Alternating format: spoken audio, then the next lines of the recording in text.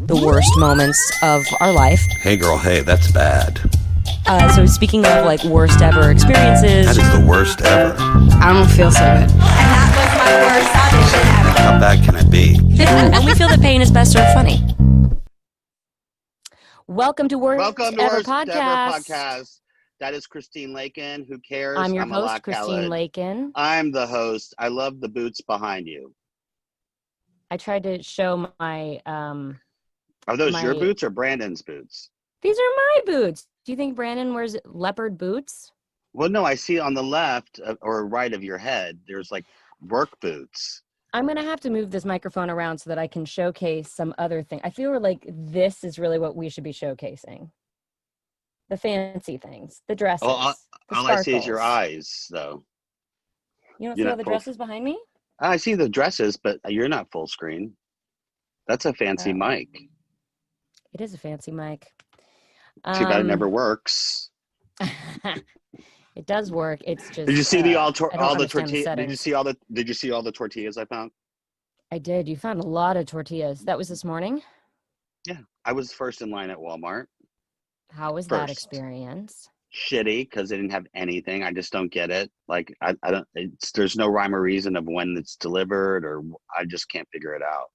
Let me ask you: do you think that is the supply issue because people are finding it and buying 17, or is the supply issue because they're stocking the shelves? People are taking their one or two, but they're just like more people are buying certain numbers of those supplies than ever before.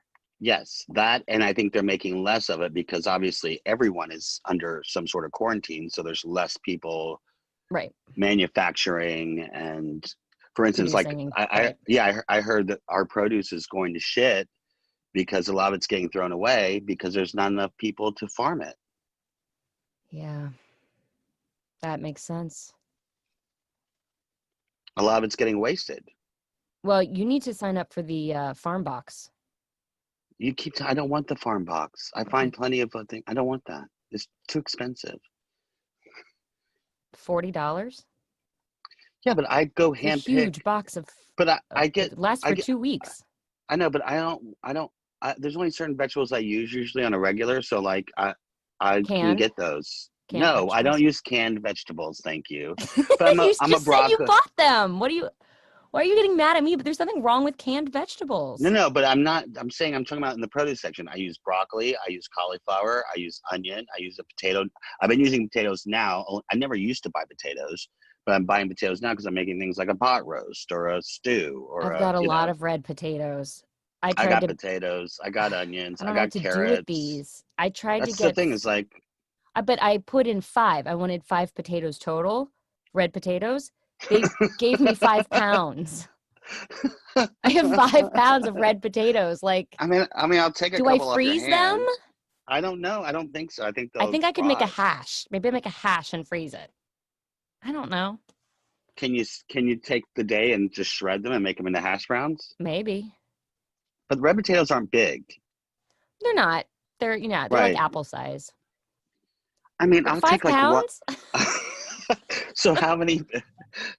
Next time we do this, can you please bring in the potatoes so I can see what 5 pounds of red potatoes looks like? Okay, it's pretty. Yeah, it's a lot. It's a lot. And in addition to that, I got russet and I got sweet potatoes. So there's a lot of root vegetables going on in this house. We're all going to be on a potato diet. I guess I'm going to make a big potato salad. Well, I went to Lowe's this morning after my Walmart experience, and I got tomatoes to plant. I got mint. I got rosemary. I got basil. I got green onions. That's great. Yeah. And you're going to do them all in pots? I got except I got to put the mint in one pot by itself because they go crazy. Yeah. So I'm going to do that by itself. And then I got these long, like 36-inch, like flower box containers that I got on Amazon. They're like 6 inches high. Oh, yeah. And I'm going to do them in those. Great. Did you get me any soil? I got 2 bags of soil, so I'll just see how much I need. And then the rest I can give to you. If not, I'll I'm always out getting other people's stuff who yell at Because me. I'm now the constant gardener. Yell at me and send me aggressive text messages with just a hello. I'm not naming any names, Christine. Who's sending you aggressive text? I'm not sending you aggressive text messages. I can sense the anger. By the way, you've been so angry. It's really upsetting me. Like I'm like ready to like Middle Eastern lash out. Like I'm holding the anger in. Why? Okay? What are you talking about? Every text, every phone call, I'm doing this, I'm doing that, and then and the kids. By the way, I made chicken pot pie. I'm going to bring over for the kids because they need comfort food because they have a very aggressive, angry mother right now. So I was like, let me make them something that's going to comfort them. Oh my God, you're a nightmare. I'm just saying, I want you to relax and approach me in a different way. It's COVID. People are dying daily. We're so lucky to be alive and podcasting. I agree with you. Thank you, fans, for supporting me. Send your hate mail to Christine Lakin. You're so rude. I just want some appreciation. I feel like I appreciate everything the you person do. that is setting everything up, and you're just sort you're of the like, only technical how's my savvy background? person. How's my wig? Well, how is my wig? It actually looks really good today. Well, I let the braids out. It's so naughty. I can't wait to get my new fresh wigs. I don't know what to do. I want to bring it over to you, and maybe you can cut it and put some curlers in it. Do you have a wig brush? No, I have a regular brush. Yeah, so you need a wig brush. Why would I don't buy know. a wig brush? It's at like a beauty supply, but you could probably find one online. That's the whole thing with wigs, is that you need a specific brush to brush. It's like coarser and it brushes it out. This is a nightmare. It's I just know. not. It's like dreading. I know. Wait, we have to talk about our guest who's about to join us. So excited, you guys. Today on the podcast, should we just not even say until she gets here? I don't like to say. Okay, then we won't say. You like to do a reveal. No, but I don't know now. She's going to be on any minute, so it's like exciting. I know. So when she gets here, let's figure out how we're going to do it. Okay. When she gets here, we're going to say, okay, hey, don't say anything, and then you're going to introduce her. Okay. Just go, hey, special guest. Shh, don't say anything. Okay. We'll see if that works. Well, this is kind of exciting. And try not to yell at her either with your anger. Tell me something positive in your life today that happened. Well, I've been up since 5:30. I'm on your schedule. Yeah. Good. You should meet me at the Wal-Mart. No, I have to work at 5:30. Oh, you're doing the book then? Yeah, I now have to get up early and do my voiceovering because it's too hard. The house is loud during the day. There's just stuff. There's gardeners still. There's planes. Like right. It just goes a lot slower, and there's more distractions. So I'm getting up early now. The other thing is too that like if I don't get up early and do it all then I just have to. Then I don't. My hours of the day that where Brandon and I switch off, then that's spent just doing work. So then I never get any time to myself. Right. Okay. Exercise, so today's the first day that you started this? I know I started it yesterday, but I'm tired, I'm up early and I'm going all day and then Okay. She's here, you guys. She's here. Okay. All right. Hold on. Okay. Get ready. Okay. Get your wig ready. Good. Does she know that I wear a wig? No. Okay. So excited. Make sure you explain. I'll try. All right. She's going to think I'm a freak. What just happened? She just went away. Great. Oh, are you going to blame me on that one? Oh, there she's there. Oh. All right. Don't say anything. Okay, we're going to introduce you. She's connecting to the audio. We're going to introduce you, my sweet love. She looks so gorgeous. Welcoming to the podcast this week. We are so excited. Go ahead. AJ Michalka, everyone, star of Michalka. Of Aly and AJ. She's amazing. How are you? You look beautiful. Oh, thanks. I'm really good. You gave me an excuse to blow dry my hair, so thank you. Oh, well, you gave me an excuse to put mine in a bun. And you gave me an excuse to let down my braids. What about me? I let down my braids. Your hair looks fabulous. Well, yeah, it's my Corona wig, and I'm wearing it until the Corona's over. Oh, it's a wig? Yeah, it's attached to the hat. That's amazing. I honestly, thought that was real. I was like, wow, you have beautiful hair.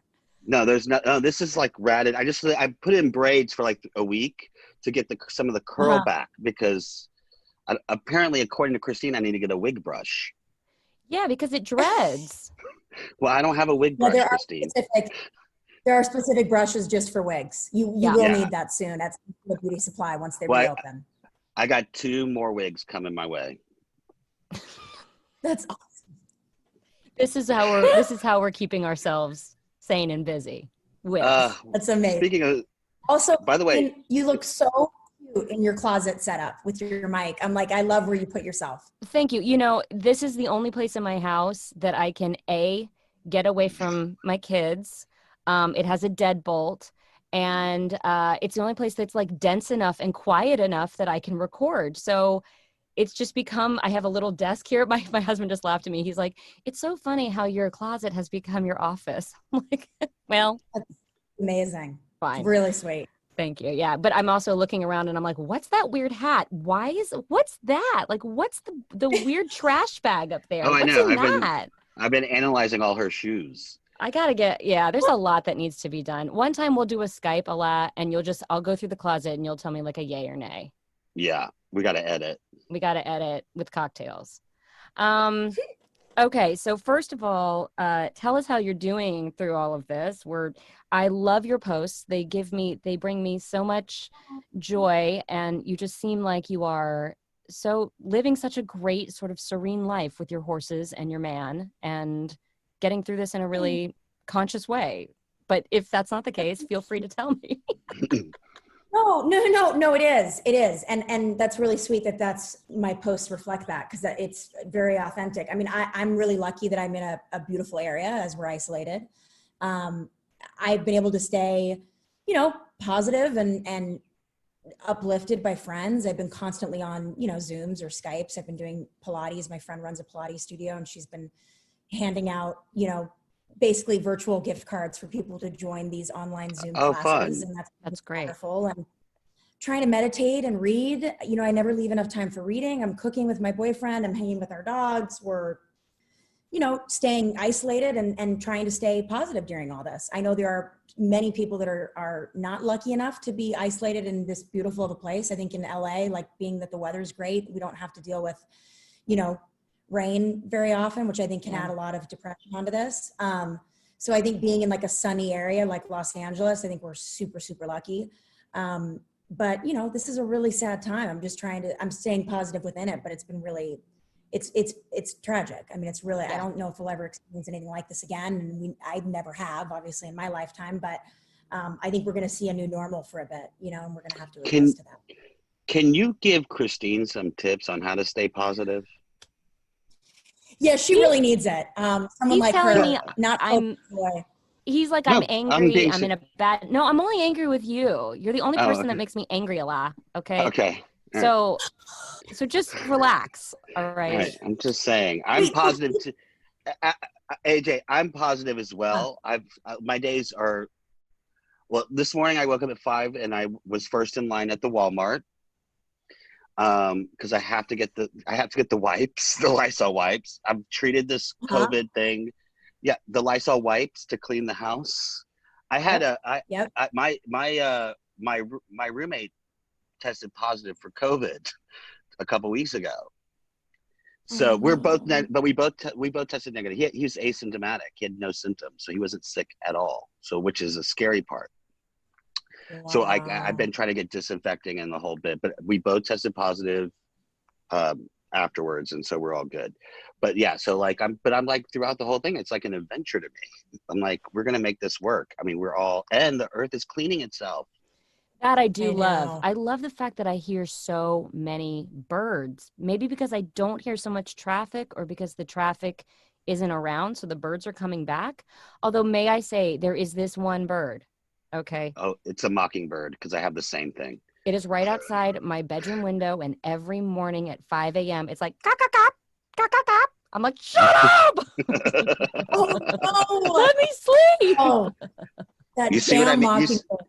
You see what I mean by the anger, AJ? I am sensing a little negativity and anger there, Christine. Yeah. Sorry, guys. No, but honestly, Alaa, I thought you were joking, because I know Christine as like the most bubbly, joyful, like bright personality. And so when you said that, I was like, what are you talking about? But you know, whatever, you might see things differently. You guys have a podcast together. There might be drama. Yes. And we've known each other for 20 some odd years. The funny thing about all of this is like, I am always the positive and he is always sort of the like cynical, the darker, the negative. We have a good cop, bad cop relationship. But during this COVID thing, he's become like, if I were to say anyone would handle a pandemic terribly, it would be him. But that's not the case at all. I've been very impressed. You've been very calm throughout all of this. I think it's all working itself out. Everything happens for a reason, and we're going to fix this. We all just got to work together and pay attention to the doctors and the scientists and let it work itself out. But don't do stupid things. Right. Like, of course. You know. Meanwhile, I'm becoming a stay-at-home mom. I'm just going to be really honest. I don't want to be a stay-at-home mom, guys. I love my children. That was not my path in life. That is not what I chose for myself. It's what is happening now. And I'm going to say that there are some beautiful, wonderful moments happening with my children. But sometimes I also just want to like drink a bottle of wine and fall on the ground. Like they are so full on at this age, and preschool. I'm also not a preschool teacher. So yeah, there are days where I am definitely you're struggling. Homeschool. Like you're essentially becoming a homeschool teacher right now. Oh, I'm working. I'm a full-time cleaner. I'm a full-time chef. I'm a full-time preschool teacher. I have like 18 hats on, and this is like my sanctuary. This is where I go to just get away. So this is like the fun part of my day. I mean, I love my children, don't get me wrong, but like 4 and 19 months, it's banana town over here. Gosh. Yeah. No, honestly, I have so much respect for you. I mean, for all moms right now that are literally like, you're right. Cleaning, cooking, taking care of the kids, teaching. I mean, like stuff that you're like, this wasn't my life, a few months ago. I mean, obviously moms are around the clock 24/7, but like you'd be on set, you know what I mean? Like you wouldn't necessarily be home every day. Well, she went to preschool. We had a part-time nanny. I had my own life working. That was the balance that I had set up for my life. And, champagne problems, we're all home and we're all safe and we're all okay. But I'm having to kind of relearn patience and I'm having to kind of relearn, Alaa knows this. I'm a perfectionist. I like things a certain way. It's why I think I'm good at what I do, because I see everything, right?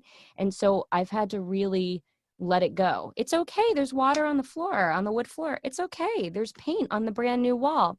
It's fine. Like that's really hard for me. It's hard for me to look around and see, you should see my floor. It's just toys everywhere and I'm stepping on them all day, like freaking out. But and you're like, I'm just gonna accept this right now. It's really been a lesson for me in acceptance, for sure. Well, I told another parent friend of mine who's sort of going through a similar thing, except has a toddler, one toddler, and the kid just started walking, and I said, can you imagine if you were still working, you'd miss those first steps and you got the opportunity of seeing them in person rather than your nanny? Those things are the positive things, Christine. This is COVID Alaa speaking to you. COVID Alaa is a little annoying to me. Yeah. What kind of horses do you have, AJ? You know what? So that's my mom's rescue. He's a thoroughbred. He's stunning. She rescued him last year. His name's Theo. And he's kind of been a little oasis. So like, I don't get to see my mom because isolation, it just is not possible right now. But what I did is I went over to San Ynez where she lives and I hung out with her horse. I just didn't get to see her, but like we waved from afar. I was like, I love you, Mom. And she was like, pet the horse, pet the dogs. Aww. And I got to hang out with Theo for a bit and it was lovely and relaxing. And it was lovely for me to just take a drive and like hang out with her horse and be on the property and then leave. Like, again, like champagne problems, like how incredible is that? Like, and I'm very aware how blessed, but, and my mom lives like in a very humble community. Like she ain't like the rich San Ynez, you know what I'm talking about, but it doesn't matter. Like she's so blessed where she lives and she happens to have this beautiful rescue. And so I hung out with him for a bit and it was wonderful. And then I drove back to my little isolation quarters. So Yeah, I've kind of that's been awesome. no, I'm mainly at Malibu is where I'm isolated with my boyfriend. But You know, yeah, that's that where was I really got nice. married. Really? Yeah, Santa Ynez. Oh, here we go. Alaa hated it. Wait, you're kidding me. Listen to me. Here's the issue. Okay. See, this is pre-quarantine. This is happened? pre-COVID. Alaa, okay? This is pre-COVID. Got it. It's not a destination wedding, but it's too far to drive home because you're going to be drinking, right? Or drive home, period, right?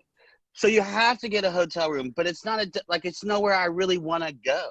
You know what I mean? So it's like, I'm like, what the hell is this? Like, you might as well just get married. You know, you can't Uber back.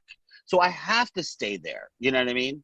And all there was like this little Dutch town with like, I was like, what is this? Yeah. I'm like, what is this? Yeah. It's great. Oh, I love it like, there. enough.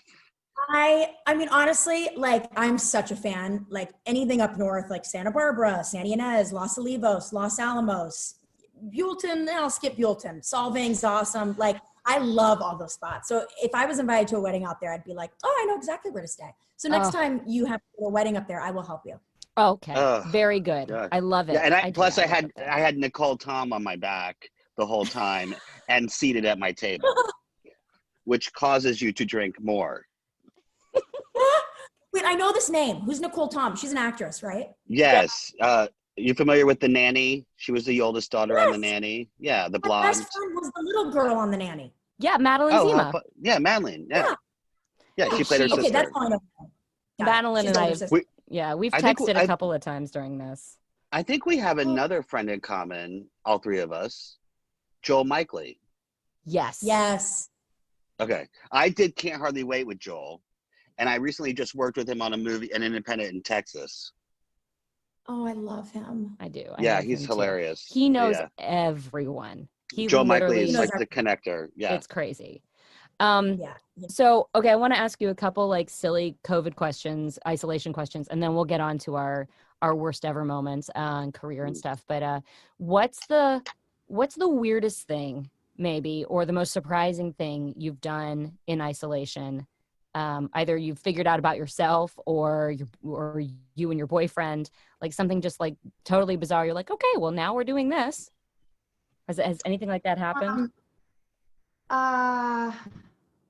You know, it's funny because this is not even something that's weird. It's just something that's wonderful that everyone should have, if you can, is a garden. And we hadn't ever started a garden, and he has this little plot out front. And he was like, look, the last owner like kind of left it like it was definitely like still intact, but like it wasn't currently, there was no, growth. So he was like, let's like reinvigorate this beautiful garden. Like we should be growing our own food. Like, so we bought all these heritage seeds and we ended up growing, like, we've got butter lettuce started. We have avocados, tomatoes, radish. So we have a little garden, which it's not even weird. It's not even that weird or shocking or like, oh my gosh, I can't believe it. But I didn't have a garden. I don't have a garden where I live. So now I do. It's ironic because I was just telling Christine right before you came on that I just went to Lowe's to get all my herbs and everything because I'm going to start a garden. That's exactly what I'm doing. And I don't do any of that stuff. I started taking all of the succulents around our house, and because we have a bunch of rogue aloe in the side, and I have a bunch of pots, and I just started repotting all of it. I'm just making different little succulents and aloe plants and pots, and I don't ever do anything like that. Like I have a brown thumb, so it is very there's something like very calming about it, even if you're working with thorny aloe.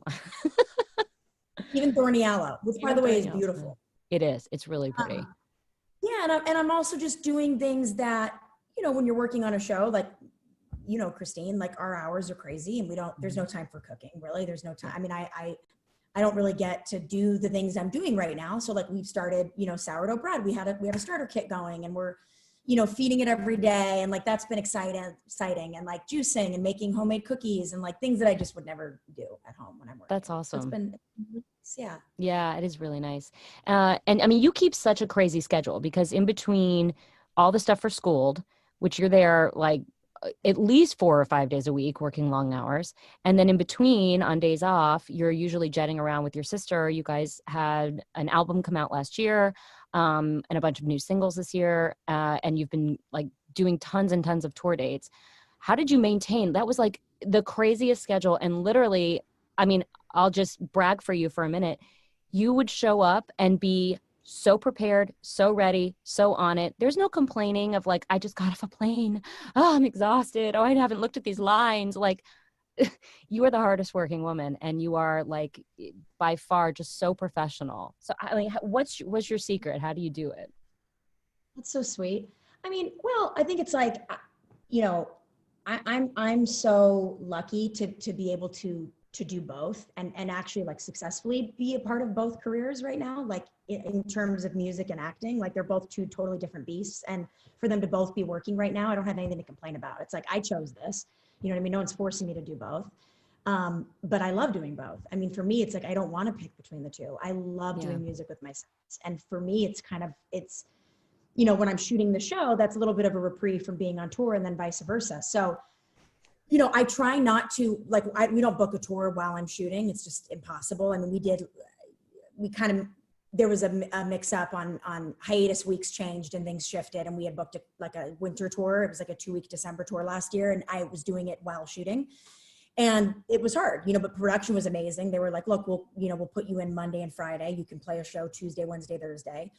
And they let me do that for 2 weeks. And it was tough, you know, and that, but again, it's like, I can't complain. That's my own, I chose that. So it's like, no one's forcing me. My secret, I don't really have one. I honestly sleep. I get a lot of sleep. Sleep is really important to me. It's what keeps my vocals healthy. It's what keeps me healthy. And it's really important that that's a part of my life, 8 to 9 hours if I can. Yeah. And yeah, I'm really lucky that when I'm not shooting the show, I can be touring, you know, and when I'm not touring, I'm shooting. And then we might be making a record on a hiatus, which is what we're doing now. So like, you know, it's been tricky because COVID has other plans for us, but we're continuing to like write a record as, you know, on Zoom with our producer. And then we're going to hope to get in the studio like end of May after isolation lifts, hopefully. Oh, good. Yeah, that is. That's interesting. What's the writing process for you guys on a normal without the COVID? Yeah. So for us, you know, when I'm working on the show, I try to get into the studio when I wrap, if we wrap early, but a lot of times it's like weekends or hiatus weeks. So I'll just hop into our producer studio with my sister and we'll start working on a song. Usually it's completely from the ground up. One of us will come in with like a lyric idea or a melodic idea, or it'll be a subject matter that we feel moved to write about, you know, whether it's something a friend is going through or just how we picture the world currently and something that we want to touch on. And we'll just say, all right, guys, like let's allot the next 6 hours, 7 hours to like dedicating our time to this song. What can we do to you know, to create it? And a lot of times it'll be, you know, my sister either on keys or me on guitar. We'll start with like an interesting beat or drum loop, some sort of synth line. And then from there, it'll be like, you know, a lyric that my sister maybe had like saved in her phone or like a title idea. And then I'll usually come up with like a melody that starts us, you know, there's no rules. Like it's not, a writing session is different every time we go in. But I will say, usually we leave the room having created something, whether it's a verse and a chorus, or sometimes a whole song in a day, or sometimes just a few lines. But Aly and I have been writing together for a really long time. So we have a flow and a vibe, and we have a couple collaborators we work with consistently over the last couple of years. So writing this record has been awesome. The biggest challenge has been writing over Zoom, but a lot of it's been lyric based and just making sure that like, we feel like the lyrics are up to par with, you know, what we want to say. Cause a lot of it's just been like, all right, we can beat this. Right. So it's been a lot of editing right now on Zoom. I was so into Attack of Panic when that came out, and your video for it is just amazing. I know you've talked about this in interviews and stuff, but you guys went to Berlin and shot it in a day and a half, 2 days? Yeah, 2 days. Amazing. And you just kind of ran around. It was just you guys and your director, which is my brother-in-law. Yeah, your brother-in-law. And so, and that was it. You didn't have a stylist. You didn't have a makeup. You guys just did your own thing, came up with the choreography, did it all yourself. We had a choreographer who's a good friend, this girl Erin Murray, who's super talented. She ended up teaching us the choreo before we left, and then our stylist Chris ended up sending us with clothes. So we definitely, like, we were dressed. But Aly and I did our own hair and makeup, and Steven shot it. It was just us three running around Berlin. I think we shot it in I think we were there for 4 days total, and we maybe shot for 3. And that was during a hiatus week, and then we came back and I went back to set. But it was one of those things. It's like you want a visual centered around a song, and right now it is single by single, and it's a little boring if you release something without a visual, I think. I mean, we've done it in the past. Sometimes financially, it's the only way you can do it, but we were able to, come up with like a very, very slim, streamlined budget that kind of at least created a visual around the song that I think is really important, and I think it needed it. So it was one of those things we were like, all right, we're going to Berlin. We don't want to shoot this here. Like, we want to shoot this there, and we're going to try to get into as many clubs as we can, which was a little bit of a fail, and the video took a different direction, which is fine. Would they just not let you in with was it the camera issue? They won't let you in with a camera? Yeah. And we knew we were going to come up against that. Like, we were like, we don't have a permit. They're not just going to let us shoot in here. Also, the clubs are so hot and sweaty there that getting a film camera in there and letting the lens adjust to the steam and the fog of what is going to be created in that atmosphere, you'd have to sit in there for an hour just to get your camera adapted to the elements. Right. Everyone's like sweaty and dancing, and it's hot, and so the club scene didn't really become like the centerpiece of the video, but that's fine. It turned out to be really cool. It's really good. It's a great video. Well, you were speaking earlier about touring and stuff, and now with all this happening, obviously that's probably going to change. I mean, we don't know when venues will open up again for the masses, and like my brother's in the music business as well, and so like I know his money relies mostly on tours and the music industry. What have you heard anything? What do you predict for the future in music? I mean, how do you think this is all going to work itself out for artists like that? I don't know. It's really tough. I think a lot of people are going to put on virtual tours, which is tricky. It's just not the same. You don't have the fans in front of you, the audience. Being a live touring musician is like, it's kind of one of those things that's like, it feels so good to be on stage. That's what we do. Like, we thrive off that. It's like being a Broadway artist with no audience. It's like, how do you get on stage and perform Shakespeare in front of no one? You know what I mean? How do you go on stage and perform a 15-song set in front of no one? It's going to be really tricky. I don't know. I don't know what the rest of this year looks like. I can't imagine tours are going to be back up and running till next year. I don't think there's going to be any tours this year. I mean, we got really lucky. We didn't have a tour planned for this year, which was the first time in 3 years where we didn't tour during my hiatus, because we decided this was the year we were going to make a full record. We've only put out EPs in the last 2 years. So we decided this year we're going to put out a full 12, 13 song record. And so that's going to keep us from touring this year. And then of course we realized, no one's going to be touring. So we got very lucky that we didn't have to cancel a tour, but we did have to cancel some one-offs that, those one-offs are how we fund our band, like playing a college show in Austin or a college show in Portland. We had some really great festival dates lined up that had to get, postponed.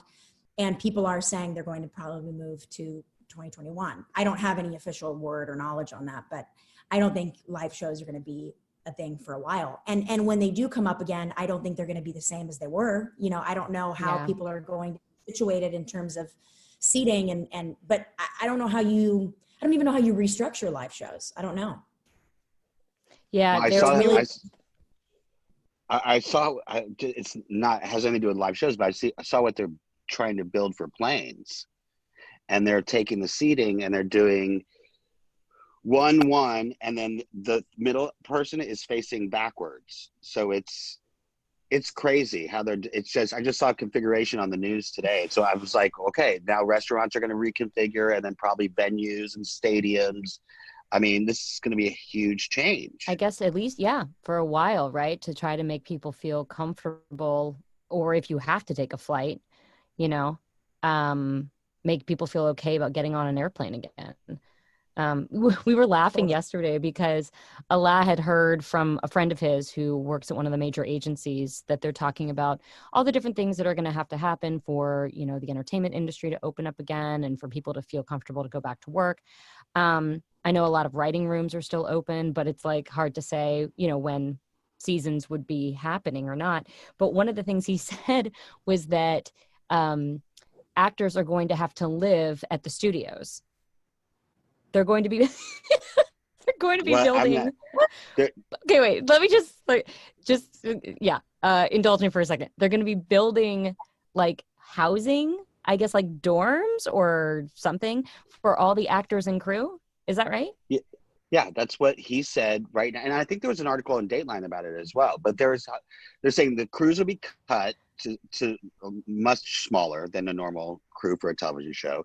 Each crew member must have their own tools. They can't be sharing tools.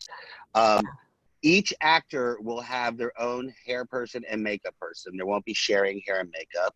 ADs can only enter your trailer with glove and mask, but they're not supposed, right now, not even enter. Each actor will have their own trailer. There's no sharing. You can't one day have somebody else's trailer. Everyone is specifically getting their own trailer. And then unless they get a rapid test, it's more than likely that cast and crew during the season, while they film it, will be living at the lot. So I just want to know, you get first dibs. Who's your roommate? Well, if there is roommates. Oh my gosh. You have to pick between Brian Callen and Brett Dyer. Go. No. Oh goodness. Brett. I mean, Well, isn't that I'm so lucky because I love our cast, but they're all insane comedians. Like everyone's energy is at a 14 all the time. Can you imagine if you were like quarantined with them in like some kind of, it would be like Animal House. It would be insane. Can you imagine living with Brian Callen? No. I mean, I love you, Brian, but no. Oh, love him, but no. Honestly, this sounds nuts, but it does make sense because they don't want people leaving and coming back. Who knows where they've been? Did someone go to a bar, go to a restaurant, or ran errands? Right. And like you guys, the cast is the most important. You can't be replaced. Anyone else could fall ill and they would just cart us away. But like, yeah. I mean, I don't know. It's like it's one of those things where I don't know. It's really going to be. It's really weird. I mean, we're definitely going to go back to like a new system for sure. And I'm prepared for that. You know what I mean? Like we're lucky we're going to go back to work because we're in the entertainment industry. And I don't think that can just disappear. It's not going to. No. I mean, it won't. They will figure something out and hopefully they can get some kind of, you know, antibody test going and that will mean something to people. Did you guys finish your season of Scold? We had one episode left. Yeah, they both Scold and the Goldbergs. And Goldbergs. Oh, yeah. Okay. Yeah, 5 days. But you know, I understand. Like we couldn't have stayed. No way. No. Too many people. Yeah. It made sense. Yeah. So yeah, they pulled the plug. I'm gonna back up. You know, I don't know if pickups. I mean, I know we're not going to be able to go to New York for upfronts. That's for sure. Right. But I don't know if the pickups are going to be in the same. Are we going to hear in May? I don't even know. I mean, I think season 3, but yeah. Oh, I think so. I would imagine we'll hear in May because again, they've got to start rooms. If there's any thought of even trying to go back in July, August, even September, they're going to have to start a writer's room somehow. Well, the other issue that he said that's happening is that as productions we're going to Atlanta and New Mexico and Toronto, there's not going to be a lot of that. So there's not a lot of room to shoot here anymore because that's one of the reasons why, besides budget wise, it's one of the reasons why there's not a lot of sound stages that are available to shoot. Right. So a lot of new shows are going to have a problem. Yeah. Okay. I want to back up a little bit and go back to the beginning for you. Ooh, I love a beginning. I love a good beginning. So you're from Torrance, California, which that's where you grew up, which is just south of here. Good old LAX, known for Torrance. My first Chick-fil-A in LA was in Torrance.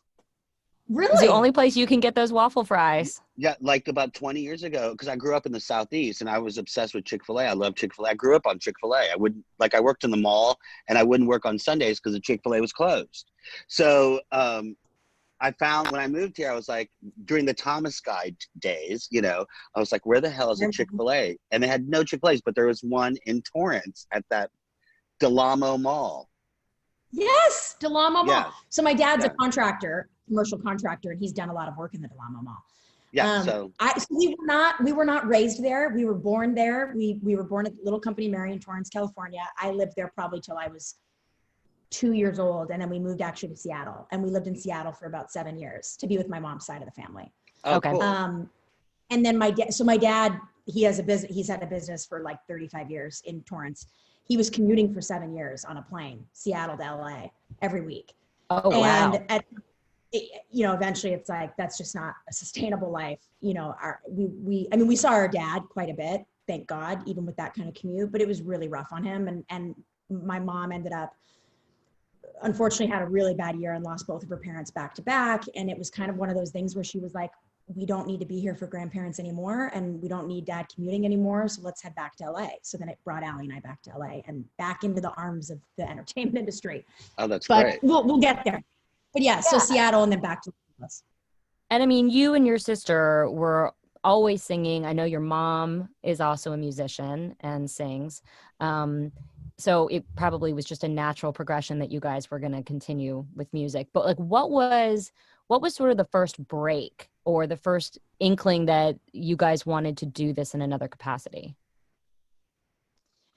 I think the first like jolt of excitement came from Seattle. I remember the start of it all. I remember it being actually really clear. There was a flyer on my mom's desk. She would keep like a pile of junk, like just junk mail, like up at her desk that she would go through on the weekends.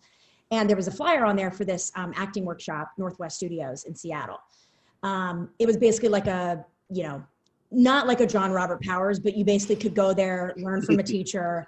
There'd be a showcase. Agents would come and scout at the end. It was like a 3-month course.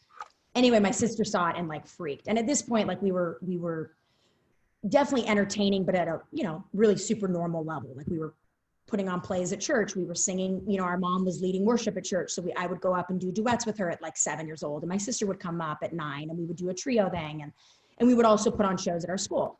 And everyone in the neighborhood knew like Aly and AJ put on shows. Like we would sell like fake tickets that like we had cut out of cardboard, and like we put on there like live at the Orpheum. Like, it was ridiculous.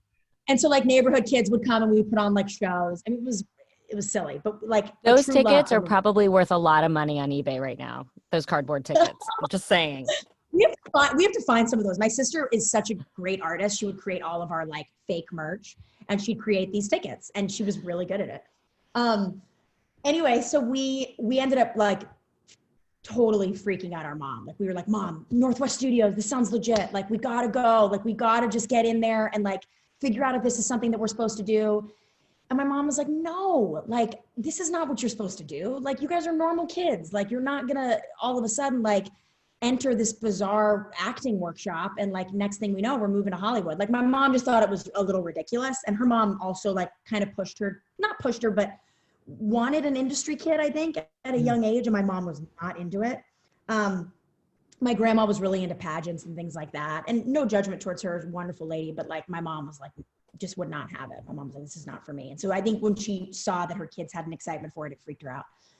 So finally we convinced her, like, just let us try this. And so she let us enroll, and we ended up doing like a 2-month course maybe there.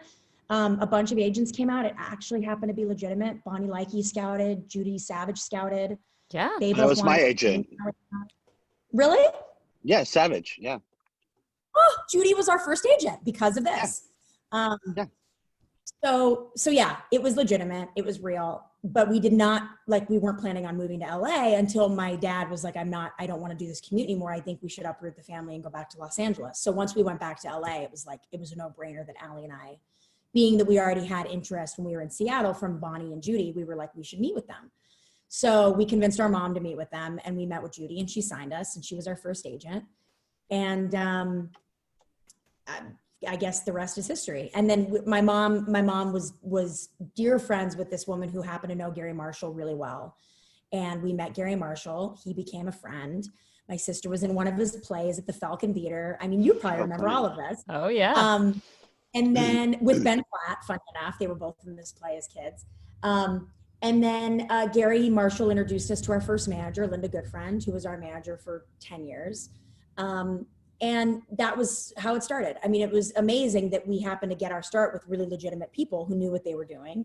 And we never had, you know, a quote unquote negative experience. We were always with people that treated us really well. And then of course you grow apart at some point. So we weren't with you, we're no longer with Julie, Right. But it's amazing that you can have that kind of start. And it happened from literally a place in Seattle called Northwest Studios. I mean, it's insane. Wow. It's an amazing story. I mean, so many people have these like years and years of struggle and wanting to do something. And then sometimes, like even for me, I always, it was the same thing. I saw acting class. What's that? Gotta get in there. Gotta do it. Just wanted, I was putting on the plays on the fireplace, by the fireplace. And, it's the same thing. And making my, we had a video camera because my dad was like super into tech. So we always had a bunch of gadgets around. So even in third grade, I'm like recording my own book reports and making movies. And yeah, I was like, I had a little bit of Adam Goldberg in me. I was constantly making like movies with my neighborhood friends and casting them and doing crazy stuff like that. Okay, now we're back. Sorry, we had to get a charger. Alaa's now taking his temperature. We're not really sure why. Right. What is I check it anyways, 98.3. Listen, I go out and I go to the grocery store and I got to check the temperature. I wash the hands. I wear the mask. I got the gloves. I ordered 2 hazmat suits. I got a Corona wig. I got 2 hazmat suits on its way from Amazon, disposable. In case I have to travel for emergency, I'll wear the hazmat suit through the plane, through the airport. As soon as I get out of the airport, throw it off, and then have one for the return flight. I'm not joking around, people. That's very smart. Yeah. I am ready for a pandemic. This is what I'm trying to tell you, Christine. I got you. Preparing yourself. Okay, so not to derail things, but I'm reading a really freaky book right now. It came out a few years ago. It was huge, and for some reason I skipped it. It's Station 11 by Emily St. John Mandel. Yeah. Oh yeah. It's unreal, and it's all about pandemic. There's this thing called the Georgia flu that takes over the world, and everyone is either completely annihilated by it, or there are some survivors that are having to like travel, by horse and buggy. Like it's like you literally just everyone's back in time. And it's really an incredible book, but it's freaking me out. Like it's the worst book to be reading right now, even though in some ways I'm like, it's kind of nice to be reading in this moment because it's like I'm just connecting with what's going on, even if it's dark and sad. Like I might as well just read a book that kind of mirrors our world right now. But this book is gnarly. And I'm just saying, like the hazmat suit, that preparation is really smart. See, Christine? Yes, all right, well, you're doing it all right. Well, God forbid, like I have ill family members and that, if I have to fly to, God forbid, for some reason, I gotta, I don't want to be sick. I get you. Shoot. We have earthquake kits. So we pulled out, we have 2 N95 masks from the earthquake kits if we needed them for any reason. But Brandon, we used one and then he's like, we should donate the other one to the hospital. We haven't used it. I was like, I don't think they're going to take it though, sadly. They might. I donated 2. Yeah. Okay. So, but it has to be packaged, right? Yeah. Mine was in the package. I was with my friend, my producing partner, and we were shooting an independent film in Portland when this all came out. And I called every resource. This is like before people were going crazy. I was like, I need N95 masks.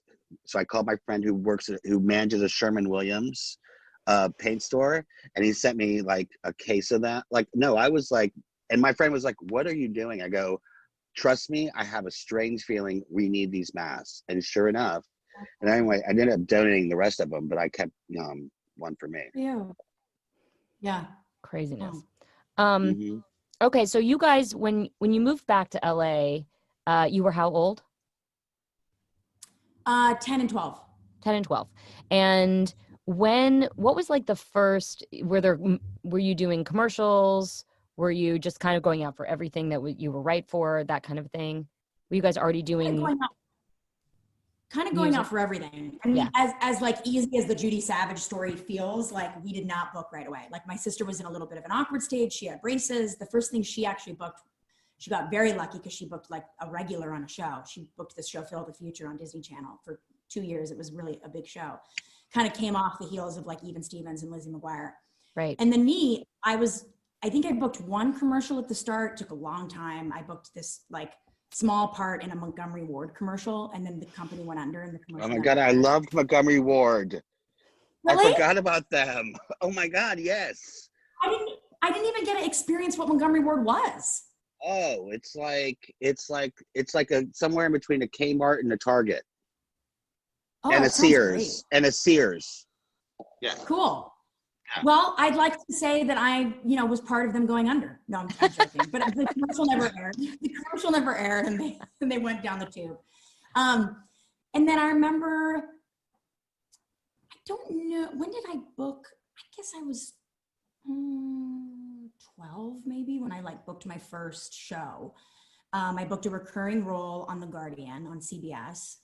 I was on there for 2 years. I played Dabney Coleman's foster daughter and Simon Baker's foster sister. So immediately was thrown into like, a world of like incredible actors. Farrah Fawcett was on the show. She played my grandmother. Like it was a group of eccentric characters for sure. And these people were like my mentors for 2 years. Like it was all these really kind of rough and tumble, great actors who were really tough on young kids. But that was what kind of shaped me. Like Dabney Coleman was like my first acting teacher in a way. And we're still really good friends to this day. He's 89 years old. He's one of my best friends. Wow.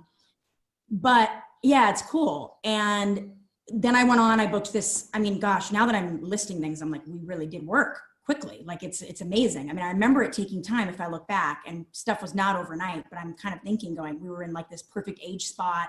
We happen to get, you get one thing and one other thing comes and then another thing comes. I mean, you know how it works. It's like your resume starts building that 10, 11, 12, that's like a sweet spot.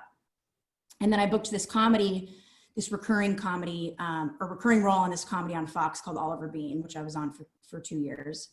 But never booked a series regular. Like I would test, wasn't right, not the right age, not the right look, doesn't fit the family, whatever it is. The Goldbergs was my first series regular gig. And that was because of Adam. I was like, asked just as a friend to come on as a guest spot to play this friend of Erica Goldberg, Lainey Lewis. And I was like, yeah, I'll come on for a couple episodes. And then it became a recurring. And then, he had me become a regular on the show. And then I got demoted back to recurring. And then now I have the spinoff. I mean, it's crazy, but that was my first job as a regular. And I've been doing this for like 15 years. He's so good at that. He really, I mean, obviously so much of it is based on his life. So he's very specific about who these characters should be and the essence they need to have and the look and all of that. But I mean, like, I think everyone is so well cast on that show for all the parts that they have. And yeah, he's just like very specific and like just really, really good at that. Talk to me a little bit about Cowbells. Cowbells. Okay. How did that come about? Because that's a movie you did with your sister. Yes, it was our first movie together for the Disney Channel. Kind of hot off the heels of like Phil the Future. I think Phil the Future was just winding down. They were just ending. My sister and I had already been signed to a record deal at Hollywood Records, which is a Disney-owned label. They kind of kickstarted our music career because they saw that Aly was musical on Phil the Future, and they had asked her to provide. They found out she was a songwriter because her and I had started writing songs by that point on our acoustic guitars, and they asked if they could use a song for the show, and so they used one of our first original songs on an episode of Phil the Future, this song called "Protecting Me," which ended up on our first record. And so we got the excitement of the label. They signed us. Then Disney Channel decided, oh, this makes sense. We should do a movie about the sisters. Dairy Girls, originally called Dairy Girls. Matt Dearborn was a dear friend for years, producer and writer on Phil of the Future, decided to kind of spearhead this script. Based around two sisters, simple life, like kind of like a nod to Nicole Richie and Paris Hilton at the time that had just blown up. So two girls that, lived with a really wealthy dad, had no aspirations to work hard. It was just all about like, you know, what great dress can we buy next? And the dad owned a dairy farm, and it was all about, you know, the story really takes place. The drama really ensues when our rich uncle ends up trying to sell the company underneath our dad. And a bunch of people are going to lose their jobs if we don't save the farm. So my sister and I realized, like, our uncle's a criminal. We have to save the farm. We end up working at the farm, and we save the day. To be honest, that's all I remember. I'm not even sure if I explained that right, but I haven't seen the movie in 10 years. But it was really a cute experience because Aly had just gotten her license. She learned to like drive stick during that shoot. I think we were like 16 and 18 years old. We had never done a movie together. Fun. It ended up blowing up on the channel. It was like one of the biggest Disney Channel original movies they had ever aired, which is nuts. And I think it's back now on, you know, Disney Plus. We've played with the idea of maybe doing a sequel 15 years later. I think it could be kind of interesting and fun. I don't know, but Oh, that'd be great. You know, I don't know. Yeah, maybe. But it was a big part. It was a big part of our career because it was on the network constantly. And all it did was it helped feed our music career because we had a record out and we were touring. And, you know, at that time it was like everything, Hannah Montana, Jonas Brothers, that was kind of that era. So that movie was a big part of our career. And people still really care about that film.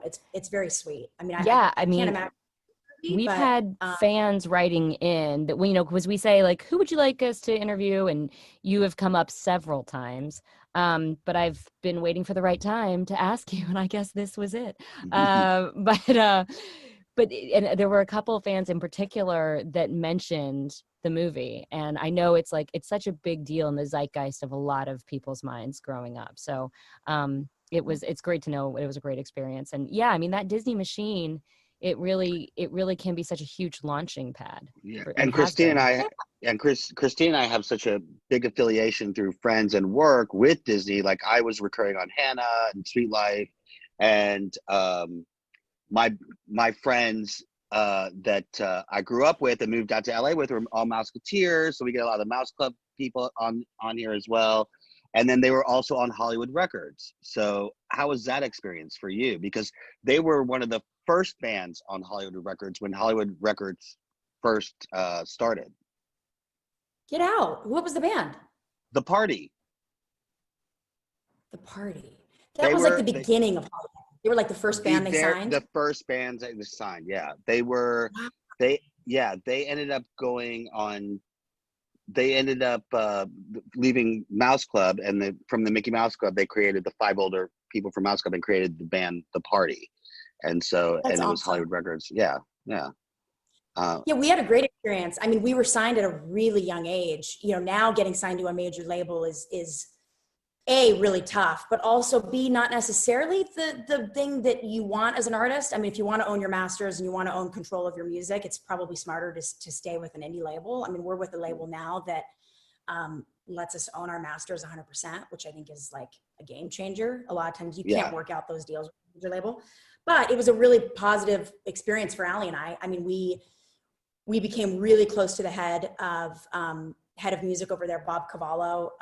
He was like someone that really spearheaded our music and really believed in us as a band from the get-go. And I think we ended up going in there playing just like 5 songs on acoustic guitar, like Crisscross Applesauce, like just some songs we had written literally on our guitars, and they signed us that week. I mean, it was crazy. It was like a little bit of a war between them and Warner Brothers at the time, and Bob Cavallo's son was running Warner Brothers, so it was Rob and Bob, and kind of against the two. How funny. Oh, wow. Yeah, it was weird. But Hollywood seemed like the place for us, and I think it was the right choice. And we ended up making 3 records over there. And then eventually I do think we truly like grew out of the label, and, you know, we had to make a decision to depart. And so we asked them to let us go. So we ended up not fulfilling all of our commitments over there. So it was a little bit of a tricky exit, but no bad blood between them and us, which is great. And we were able to you know, exit gracefully and then make records independently since. So it was really the only time we've been with a major, but I think we needed that for that initial launch. We were so young. We were like 14 and 16 when we got signed with them. And they were really the start of it all. I mean, that foundation is carried with us, you know, up until now, which is crazy. Yeah. I mean, I said to you earlier when we were just chatting about what we would, you know, talk about on the pod, that in this business, especially when you start young, as you guys did, as you did, reinvention is really the key to longevity in this business. And continuing to sort of reinvent yourself as you get older, I think is such a big component in transferring gracefully out of that child actor thing into having an adult career. And it's difficult because no one tells you how to navigate that. Yeah. But you have been able to do it, and your music certainly has been able to do it. And I guess I'm curious how intentional that's been, or if it's just been sort of a natural evolution for you guys. I mean, you're right. There's like, no one tells you how to do it. There's no guidelines. There's no book. I mean, it is really tricky. I do think a lot of it has been a natural progression for us. I think it's because Aly and I didn't feel like we needed to become something else, you know, in a way that would all of a sudden the fans would go, oh my gosh, who are these girls? Like, just because we're adults now and we've grown, I don't think you need to prove that. I think your music you end up growing. You start writing different types of music. Your style changes. You become a better singer. You become a better writer. You're auditioning for different projects. You're naturally becoming older. You're not really shunning away the past. You're just kind of saying, well, this is who I've naturally become. And I think it's been a natural progression more than anything, and kind of really hard to explain. I mean, I have to say it's been fairly seamless. Like, I do think the music has lifted off in a really cool way, but there was nothing we did specifically for that. I mean, I think it helped that we took like a 10-year break. I mean, that wasn't on purpose. We took a really long break. You know, we kind of were like just trying to figure out who we wanted to be as artists. You know, we hit the ground running with Hollywood Records, put out 3 records, went on like 4 tours. Like, every year was packed with music for a long time, from like early teens to like late teens. And then in our 20s, we were like, whoa, who the hell are we as musicians? What do we want to do? Who do we want to tour with? What kind of music do we want to play? Like, how do we want to be perceived? And that ended up putting a halt to our music for 10 years. And then, you know, I think taking that time was actually really smart. So now that we're back with an independent label, it's totally it's different. super smart, because I think so many artists don't feel like they have that luxury. Their label is like, what's next? What's next? Like, got to come out with something, Right. you know, Well, and you also, have that pressure. Also, I was going to say, Hollywood Records is sort of notorious for like packaging everything, creating these tours. I mean, it's like a part of the Disney machine. They you know. So I think the Party had the same kind of problem. They did 3 albums as well, and they were like, we want out, because they weren't writing their own music. They were like getting produced stuff, and they were like sort of like, you know, it was part of the Disney thing. It was new, and they wanted to create the way they wanted them to be. And they were like, we don't want to be like this anymore. We're growing up, and we want to like write our own stuff. And so they left and went on their own. Yeah, that makes sense.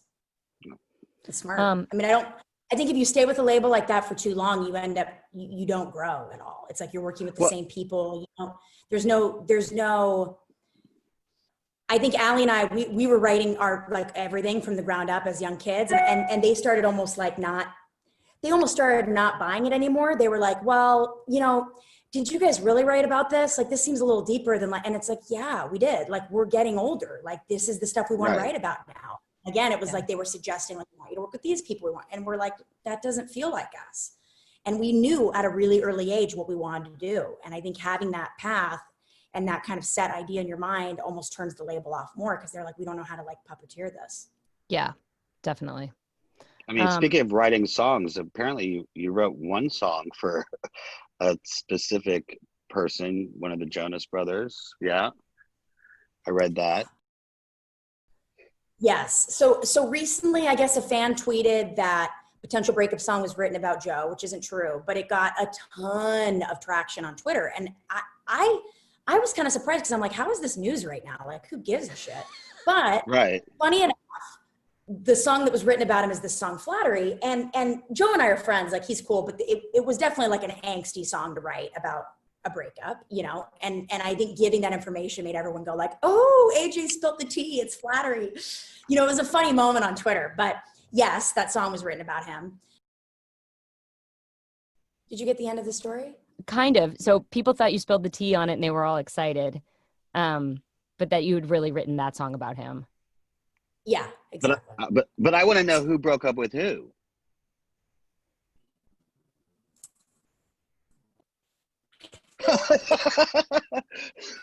You broke.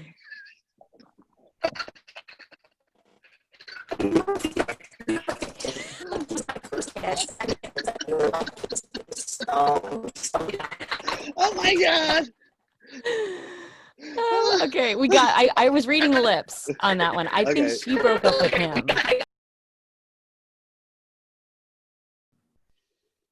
That was Yeah, hilarious. we can get the story out. Her internet has the COVID. Her internet's got the COVID, and it did not want us to spill the beans about all of that. I know. You But got to I'm get the pretty sure. story. Well, yeah. So she broke up with him. I think that's what we got out of that.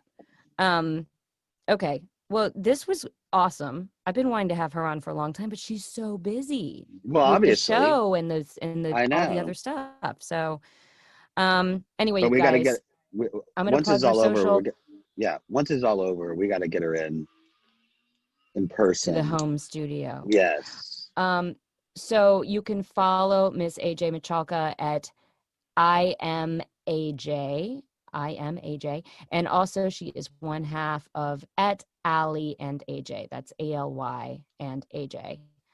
She is on Schooled. You can see her right now on the film The Weepa Away for Now. You can rent that on Amazon. That stars she and her sister and was filmed by her brother-in-law, Steven, the same one who did their Attack of Panic music video. And she's Cool. just awesome. She's lovely. She's lovely. She's You can hear great. her on She-Ra. If you're a Steven Universe person, we didn't even get to talk about Steven Universe. Oh, Didi Magno. Didi Magno. Yeah, another Steven Universe person. Anyway, this was a great one. You can find me at Yo Lakin. You can find me at Alec Led. And we are at Worst Ever Podcast and Worst Ever PC on Twitter. Thank you. God, why can I always forget it? Nathan, thank you for my Starbucks gift card. Nathan is our number one fan. Mm-hmm. And if you check out Worst Ever Investigations, he's always got something really funny cooking. Worst Ever Super Fan is his Instagram handle, and he finds all kinds of footage and hilarious things. So big shout out to him. And yeah, keep on keeping on, friends.